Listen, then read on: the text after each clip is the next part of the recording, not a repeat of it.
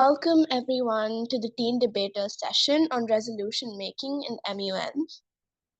I am Asfia and we are so excited to have you all here today. Please don't hesitate to drop your questions in the chat during the session and we'll definitely get back to you. The Teen Debater is an organization dedicated to revolutionizing debate, education, access, and activity for schools and students across India. We want debate to be a powerful tool for social mobility and change and make it accessible for free. We aim to enhance your critical thinking, expand your worldview, but also go beyond debate and build a community. Your speaker for this session will be our very own Ansh Gulati, an exceptional member from our management committee. Hi Ansh, how are you? Thank you, Asfia, for that introduction. Hi, everybody. My name is Ansh Gulati. I am a part of the organizing committee or management committee, as Asfia said.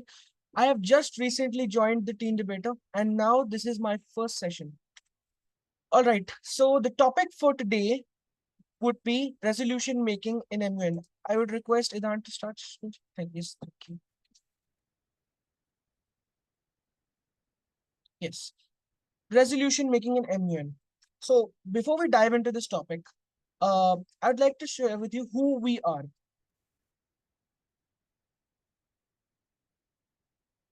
Yeah, so the Teen Debater uh, is a non-profit organization. We're dedicated to transforming debate and giving debate to people who are not as where it's not as accessible. Because debate, as I can say, it enhances your thought. Um, it enables you to speak more fluently. It allows you to speak with more confidence. Um, yeah, and so the main goals for the Teen Debater are accessibility to people who do not have access to such platforms, empowerment to those people, education, independence, and excellence. All right, so let's dive into the topic. Um, okay, so the first thing we're going to discuss today is the role of resolutions in MUNs. Okay, so resolutions in MUN, they help you in to find a solution for problems or for a problem, a single problem or problems which which affect many countries at a time. To make a resolution, it's quite a tedious process. Uh, let's say in an MUN, it takes at least 2 to 3 days to form a single resolution with everything in it. So the components of a resolution are preambulatory clauses, operative clauses, and these clauses, they allow you, they state all preambulatory clauses, they state all the issues that we need to solve, and operative clauses showcase the steps that the sponsors will discuss what sponsors are in the future, but what sponsors take to resolve them. So, and things needed to make an impactful resolution, so that your group or block shines in the eyes of the chair are clear and concise language, actionable steps, and diverse perspectives. All right. Now, the first topic would be negotiation techniques.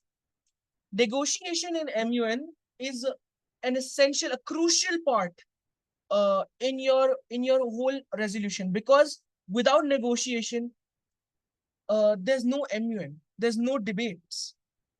Um, because negotiation is such a way where you convince people or convince other countries to join your bloc with similar, and they should have similar problems with you.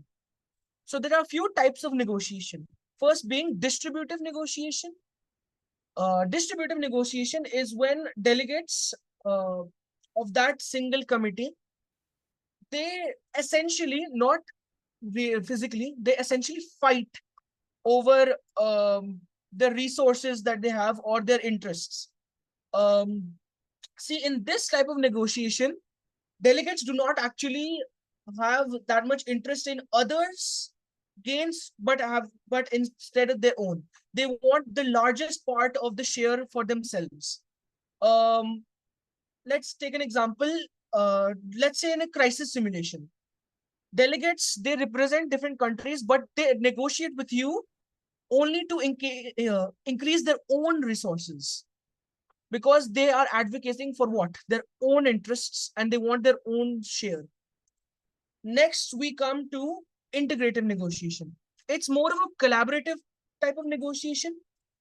Um, it allows them, it allows other delegates to collaborate together and address big complex issues which one cannot achieve individually. And in such and in the problems given in this type of negotiation, there's usually mutually beneficial outcomes. Delegates want to find peace with each other. They want to find solutions which none other can actually find. Um, yeah. Now come to some effective communication in negotiation.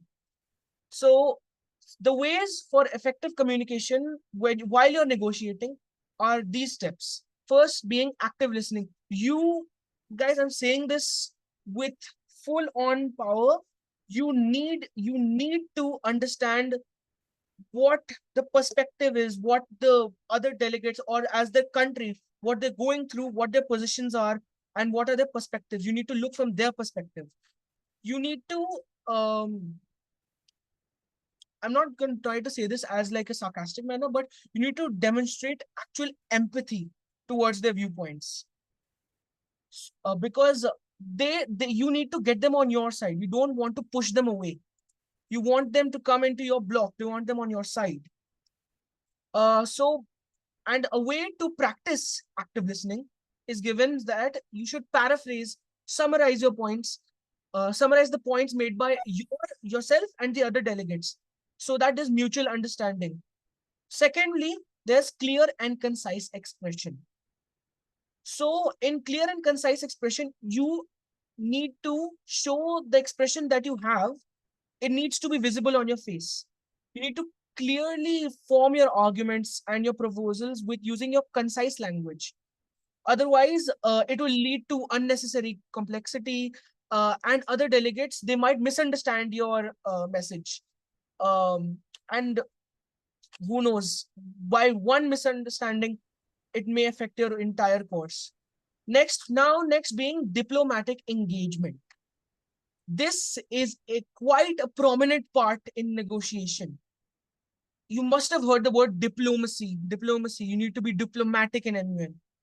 Well, you need to, diplomacy basically means you need to engage. You need to meet the other delegates in a respectful manner. You cannot just go up to any delegate and be like, hey, dude, will you just join my block? No, that's not a way to negotiate. You need to you need to approach them in such a manner that they see that you have empathy towards them, you have sympathy towards them or their country, whereas you're helping them and you want to address the issue that is affecting your country and as well as their country. All right, I hope I'm clear. If you have any questions, please do not hesitate to drop them into the chat. Um, we will address them at the end of the session, and links will be dropped in the chat. Manan, please will drop the links in the chat right now. All right, next we come to communication. So this was effective communication. Well, obviously now we need normal communication. How do you communicate in negotiation? What essentials do you need while you're negotiating with somebody and you want them, and they have a common goal with you, but you want them to join your block? Firstly, the most important point, you need to establish a common ground. You need to, let's say, identify some interests or objectives that those delegates have with you or those countries have with your country, um, so that they know that the problem they're facing is somewhat similar to the problem we are facing.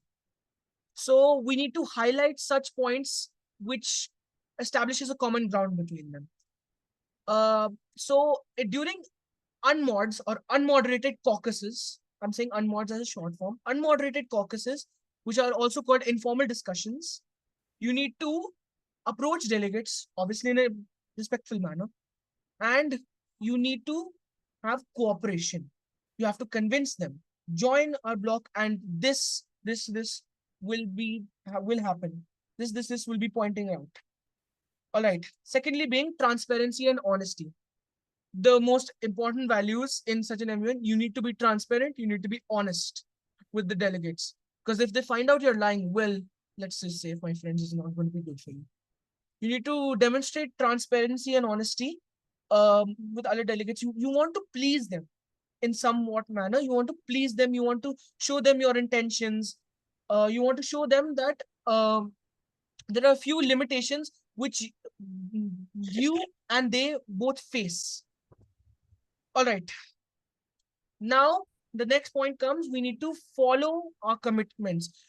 You cannot just go up to a delegate during an on-mod, promise them, you give them some false commitments, and at the end of the day, you have a draft resolution with some unhappy members.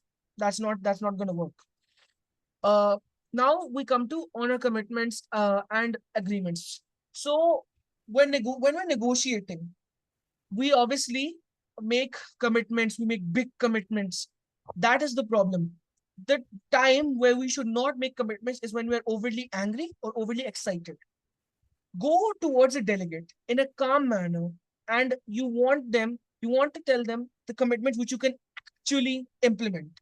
You want to reinforce their reliability on you and some integrity. Because when you fulfill your promises and your duties, the delegates trust you, and it makes them easier, and it makes it easier for them to not doubt you as much as the other delegates if they have been with them.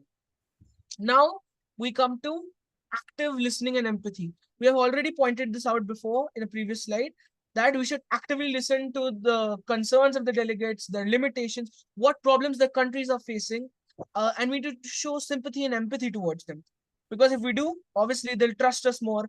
They'll see that we actually care about the problem, and we're not just doing it because we want them in our block and we want the resolution to pass. Now now the next point comes is seeking compromise and common ground. Common ground we have already pointing out, but seeking compromise.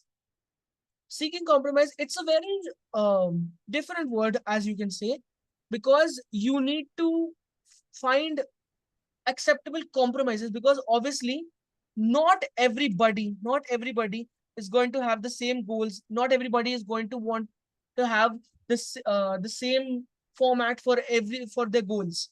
So you need to find compromises which everybody is okay with, which is mutual. Because if you do this, conflicts in your own block or your own group will be resolved peacefully, instead of just screaming and shouting. Now we have respectful communication, or otherwise known as diplomacy. Obviously, you just have to approach a delegate. You have to show them in a actually wait. Yeah. So let's say there's a lot of noise around in the unmoderated caucus, and you just approach a delegate. Their brains will be scrambled. They won't know what you're talking to them about. Neither will they care that much. You need to reach them in a diplomatic environment. You need to go to them when there's not a lot of noise, or not a lot of, what do we say, not a lot of shouting. Yeah. So in disagreements, or even in disagreements and tension, you have to maintain diplomacy and respectfulness. Otherwise, my friends, they're going to go against you, and you do not want that. All right. Before we move on to draft resolutions, does anybody have any questions? Please drop them in the chat. Please do drop them in the chat. All right. Yeah, these questions, whichever will be dropped in the chat, uh, feel free to do them. If there's any questions in the chat, they'll be addressed at the end of the session. Now we move on to draft resolutions. Draft resolutions, also known as the short form DR. See, draft resolution is a term that is only used when it passes. The way a draft resolution passes is when there's a majority voting, more than 50%, and when the chair, they go through your draft resolution, the chairs, they go through your draft resolution, and they see that there's not a lot of errors in it, and they pass it. then that is when it's called a draft resolution. Before that, it is only called a draft, because before that pointing out you're just pointing out problems or solutions that you have with other countries. Once it's passed, then it is declared a draft resolution. Now, first we come on to the components of the draft resolution, also known as DR. I'm going to say DR because draft resolution is a bit long. I'm going to say DR. Firstly comes the title. Your title is supposed to be catchy and eye catching, because as soon as the chair opens your draft resolution or DR, they want to see they want to see a catchy slogan. They want to see a eye catching slogan with bold ideas and things which a lot of people, not only in your committee or in your block, but generally people around the world or people generally appreciate. Now, next are sponsors. Sponsors are the authors of your draft resolution. Let's say we have a block. I hope you're all familiar with what a block is. A block is a group of countries which have a similar goal and they want to achieve it by making a draft resolution. So, sponsors, let's say we have a US UK block. I am the delegate of the USA and somebody else is the delegate of the UK. The people who are actually the authors, who actually made the draft resolution, they are called the sponsors. And now we come to signatories. Guys, please understand, signatories and sponsors are different. So other delegates which did not actually commit or did not actually uh, make the draft resolution, they do not agree. So signatories, they do not need to necessarily agree with most of your points, but they want to see it debated. Signatories, uh, as you can see, signatories can be on both sides. Sponsors have to be on that specific topic itself. But signatories, they can be on the other side, yet they can still sign on your draft resolution if they're interested to see being it seen debated. Okay, so in a few conferences, or most of them, there's a minimum number of sponsors and signatories you need. So they can be either individual or a combination of them. Let's say we go into an MUN and the minimum number of sponsors should be 5 and signatories should be 10. And there can also be a combination where there's supposed to be at least 20 sponsors and signatories, so it can actually vary. So here we have an example. So now I'll show you an example of what the starting of a draft resolution actually looks like. So obviously you have your title, you have your sponsors, in this case, US, Austria, and Italy. Then you have the signatories: Greece, Tajikistan, Japan, Canada, Mali, the Netherlands, and Gabon. As you can see, Tajikistan, it does not necessarily agree with the United States. Yet, the topic, whatever topic there is, the strengthening of the UN coordination in humanitarian assistance in emergencies, Tajikistan does not have a friendly relationship with US or any of these countries, perhaps, but they would like to see this topic debated. All right. Now we move on to more components of a DR. Now we come on to an important point known as the preambulatory clauses. Preambulatory clauses come right under the topic, and guys, they are necessary. And I'm pointing that out with emphasis, because a preambulatory clause, it's basically the whole, it's an index of your book, the index of your DR.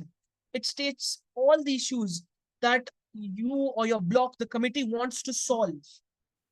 It can state reasons why you're working on the issue, uh, any big plans, international or national, made on these.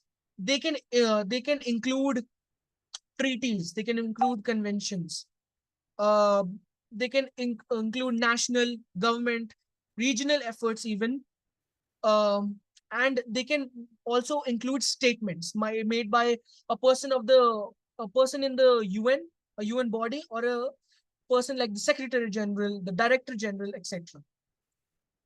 Here is an example. We move on to an example of the preambulatory clauses. Please move on. Yeah.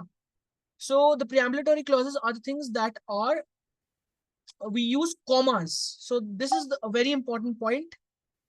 Uh, we need commas to separate preambulatory clauses, because in a draft resolution, commas, semicolons, and full stops, if you make one small mistake with them, my friend, your draft resolution, depending on the chair, can get immediately cut out. So the words that are underlined here are actually the preambulatory clauses: reminding, reaffirming, noting, stressing. Okay, now some common phrases that you can use for preambulatory clauses. There's quite a few. If you want to, you can just screenshot this. I'm just going to name a few. There's going to be having heard, deeply regretting, emphasizing, taking note, viewing with appreciation. You can basically use any of these phrases in your preambulatory clauses, and it will be accepted. And remember, you need commas at the end of that specific clause to separate it. Otherwise, that clause, I don't think it will be accepted, or it just won't be considered. Now, we need some consideration. We have some considerations. Uh, sorry. Uh, Now we have operative clauses. Yes, operative clauses.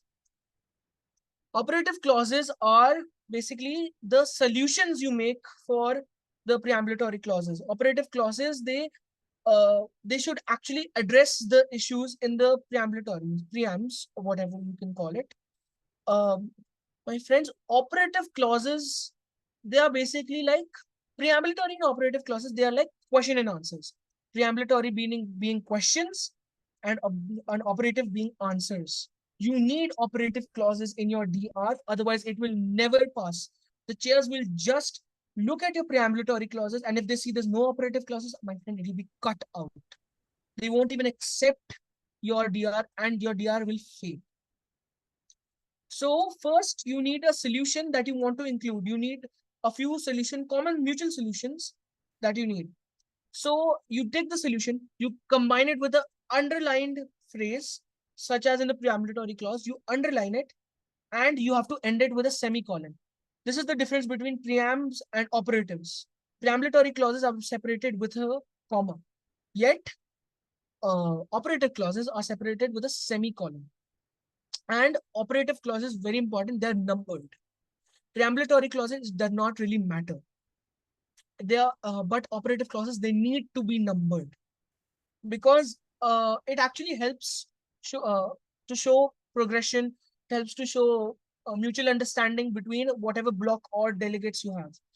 Okay, and just below it's written a strategy tip.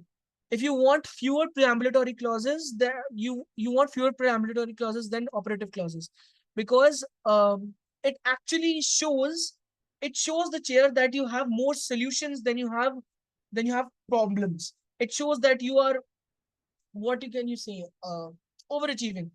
Yes, you overachieve. You have more solutions than you have problems. All right. Now here is an example of operative clauses. As you can see, they are underlined, they're separated with semicolons, and they are numbered. Please, if you want to take a screenshot of this, you may. This can actually help you, because operative clauses, as I said, they're just a slightly more important than preambulatory clauses. Here are a few phrases. Now, there's a few phrases which you can use in operative clauses.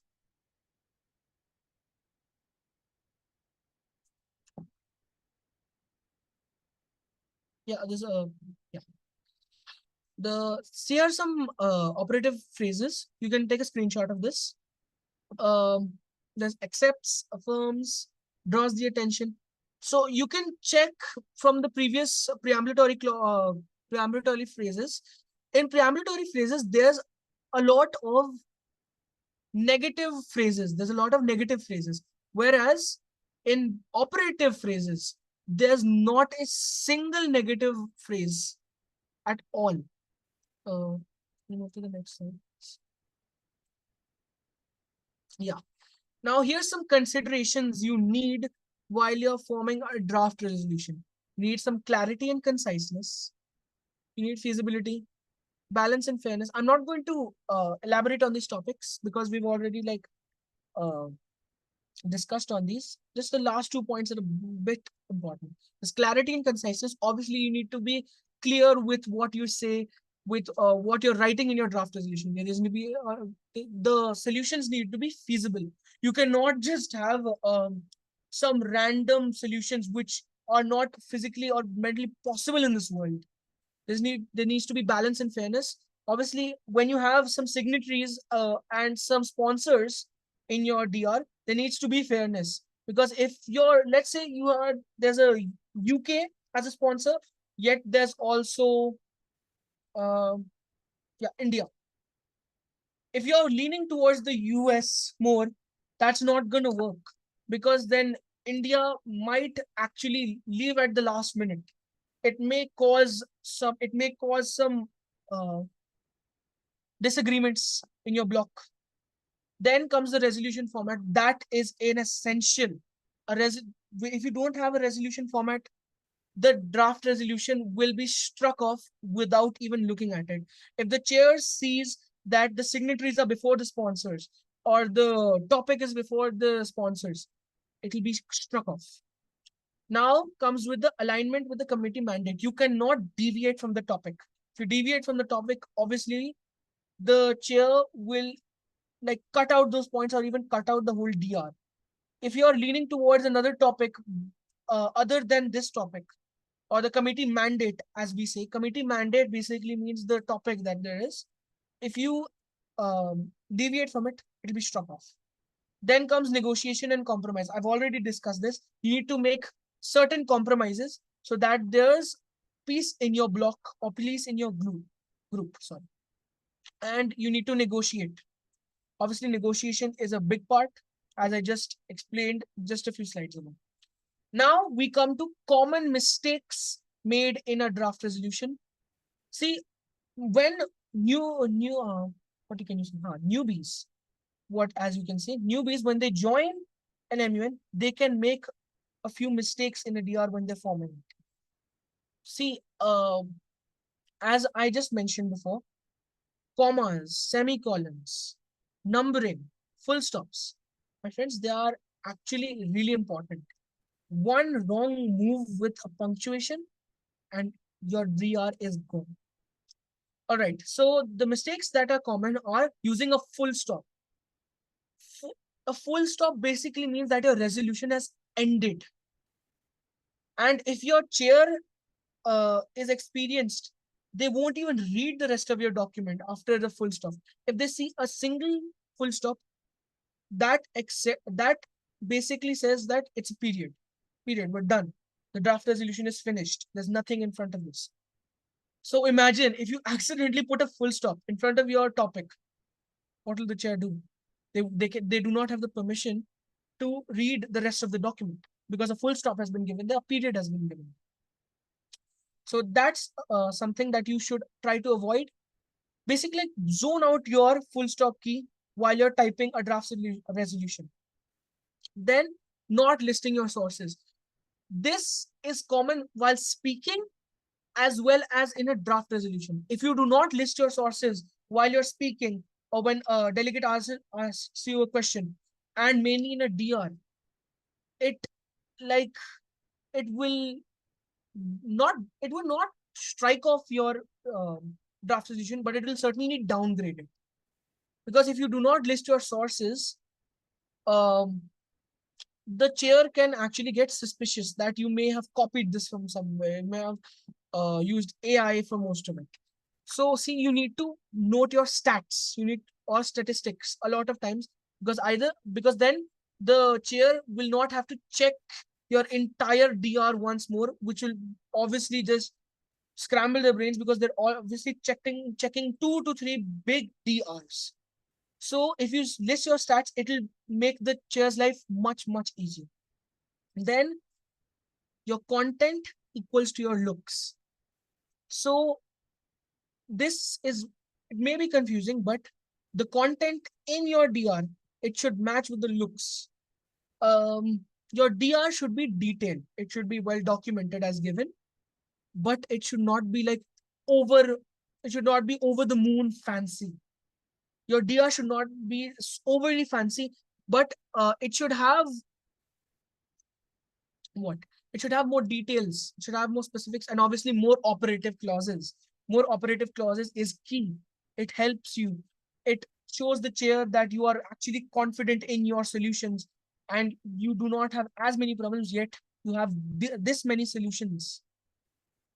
Okay, and with such, when if you make your content match your looks, my friend, your DR will rise like this.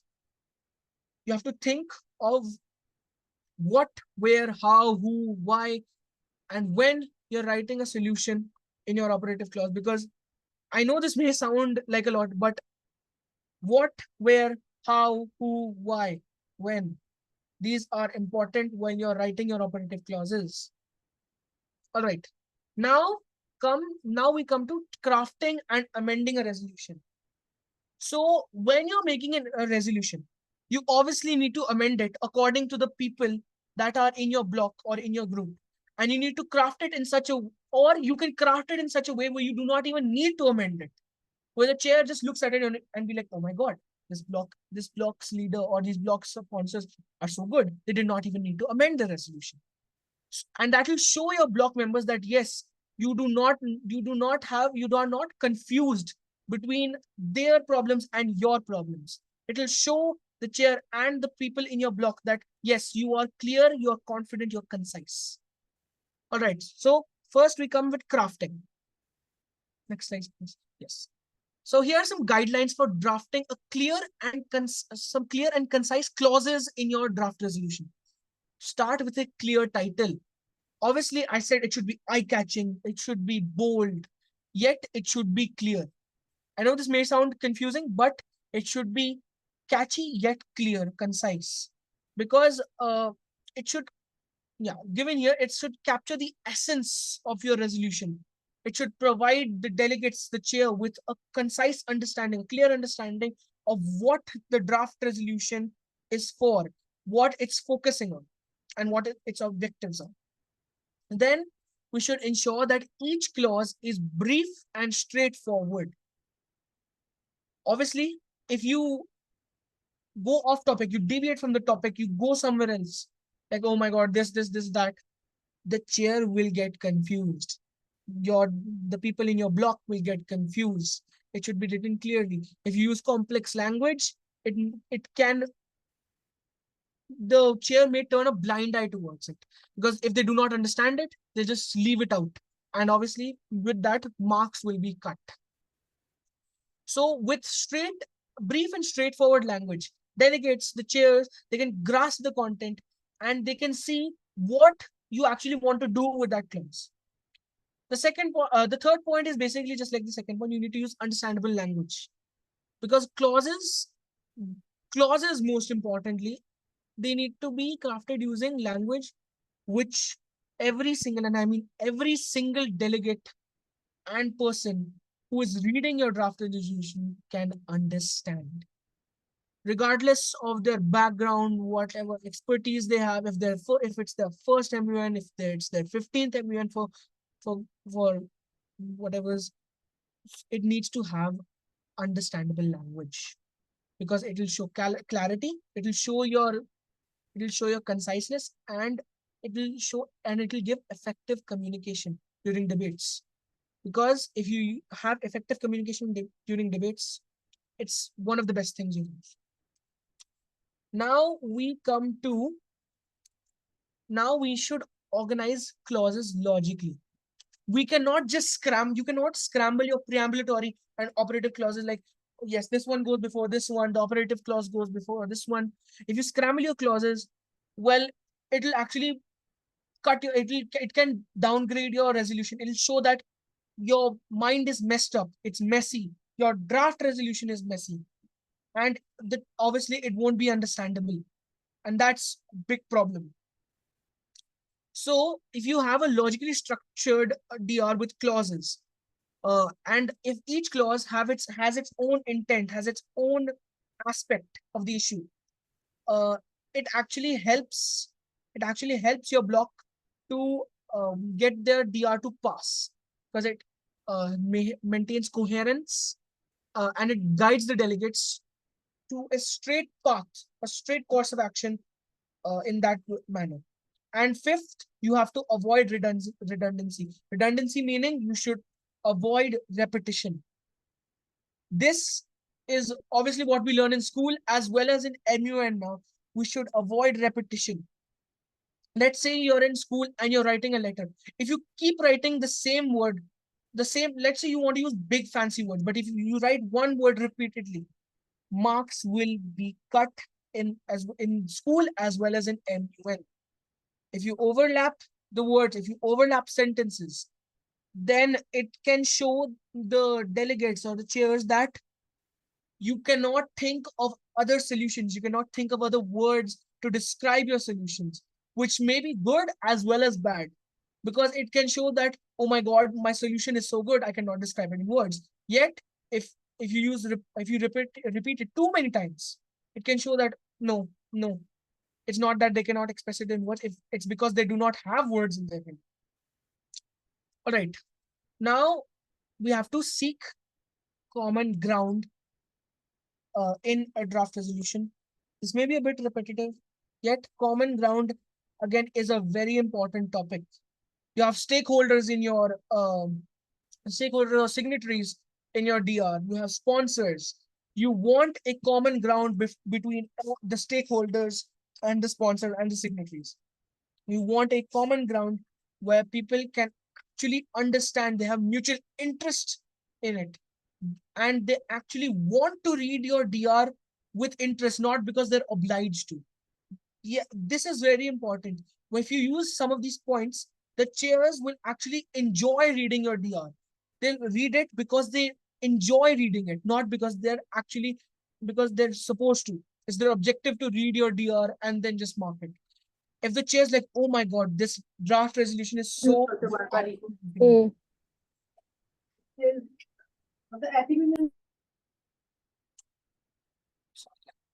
so if the chair looks at your DR and says, oh my God, yes, I want to read this DR. This is really interesting. What's next? Not just that the chair is like, yeah, the same common points. Tick, tick, tick. Yeah, this is the same point, marks. The chairs will get bored. It'll obviously downgrade and it won't help you. Now, open dialogue. Open dialogue is the very spirit of MUN. You have to have an atmosphere where people are not hesitant to give their feedback, because you need to show them that their feedback is essential. It helps them. You need to show the delegates in your block that their feedback will not be taken lightly. It will actually be taken into consideration. You have to see to it that all voices in your block should be heard, because then it allows diverse solutions, creative solutions, and it increases the likelihood of you reaching a mutually acceptable or a common resolution. Now we come to amending. Amending, well, is one of my favorite parts of DR, because then you can point out mistakes. If you point out a mistake, oh my God, it feels like you're at the top of the world. That, oh my God, yeah, I pointed out this is wrong. We don't have a common goal on this. It feels like you're on the top of the world. I'm not joking. So even though amending is not required if you construct such a DR where it doesn't even need an amending, but it's quite common because not all goals are shared most of the time. All right. So here are some techniques to address the diverse perspectives and interests and amend your DR. First being, you have to conduct thorough research. So if you want to amend your DR, whereas let's say if you've been into an MUN before and there's a few mistakes, there were mistakes in your DR that you had to amend time and time again. If you want to deviate from that, if you want to prevent that, then to amend your new draft resolution, you have to have thorough research. If you just Because look, in MUN, half the people don't even research. They research there and then they give their on the spot sentences. Yet when it comes to a DR, everybody, and I mean everybody in a committee, comes prepared. It doesn't even matter if your GSL is not prepared. Not, it actually does matter, but half the people, when you come to an MUN, you can notice half the people do not even prepare the GSL, the speeches, the position papers. They prepare it there and then. Yet, when it comes the time for a DR in a crisis committee DRs are really lengthy. But when it comes to a DR in normal committee, everybody on the second day is prepared. They have sheets and sheets of solutions they want. All right. Next being acknowledge and incorporate concerns. Obviously, this is another way of saying that you should have open dialogue. You should consider everybody's feedback and opinions. You want everybody's concerns, you want everybody's priorities to you to be included in your DR. You want to incorporate them in, because it shows the people in your block or the people in the MUN itself that you want to engage with such diverse perspectives, with creative solutions, and it fosters a spirit. Whatever as I had said, it fosters a spirit of inclusivity and cooperation. Inclusivity and cooperation meaning that you include everybody's solutions and opinions in your DR, and everybody's cooperating. There's no disagreement. Now we come to inclusive language. It's just the same thing as um, respectful and clear language. You need language that is respectful, inclusive. You have to avoid phrases, or you have to avoid uh, terms that can deviate your DR or deviate yourself from the topic.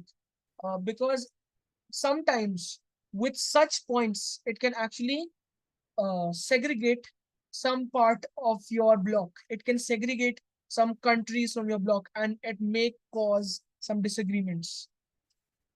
If you have inclusive language, it will show that you have a welcoming environment for all the delegates, regardless of their country, regardless if the country is poor or rich. All right, now it's time for a practice session. Please stop screen sharing. Yeah.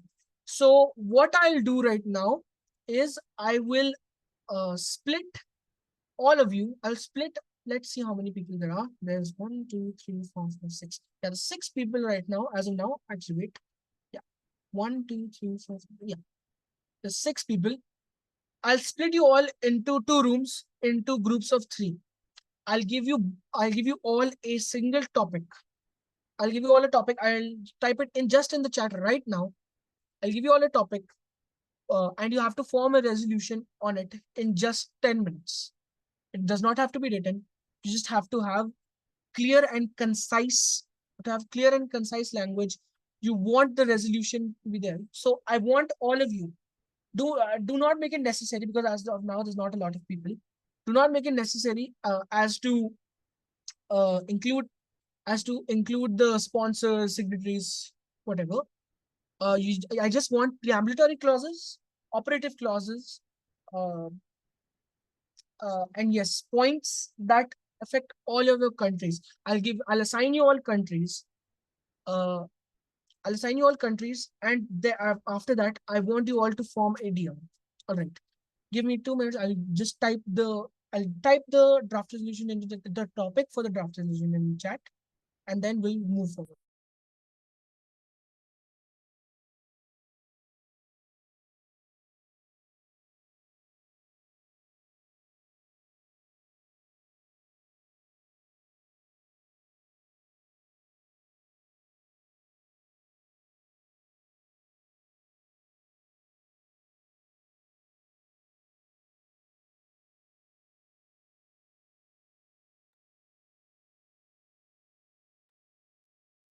All right.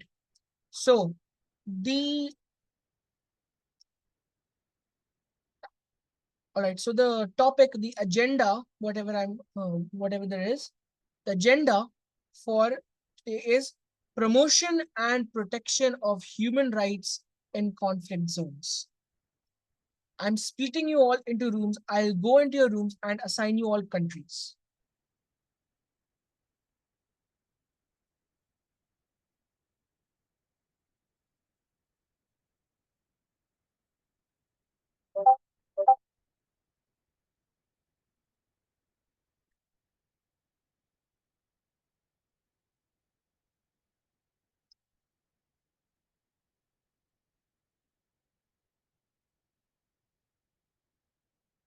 Seems that not a lot of people are here.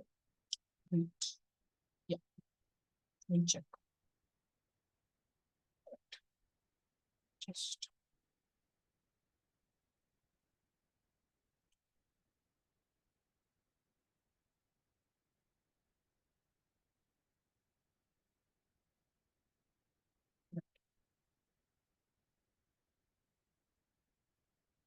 right. Please join your rooms.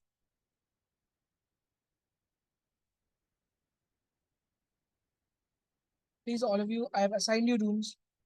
Please join them as of now. And the topic as of now